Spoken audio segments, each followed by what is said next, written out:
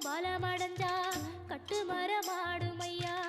ஏழை எங்க குடிசையெல்லாம் வெட்ட வெளியாகும் ஐயா.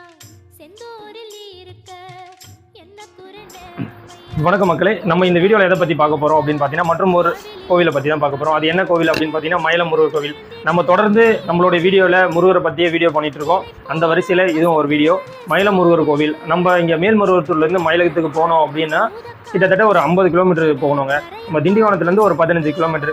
இங்கே சிறப்பு என்ன அப்படின்னு பார்த்தீங்கன்னா மயிலம் முருகருடைய சிறப்பம்சமே கிழக்கை நோக்கி காட்சியளிக்கிறார். அவர் சுப்பிரமணிய சுவாமிகள், நம்ம கருவறையில் மூலவர் சுப்பிரமணிய சுவாமிகள் வள்ளி தெய்வானையோட சேர்ந்து கல்யாண கோலத்தில் கிழக்கை நோக்கி காட்சியளிக்கிறார்.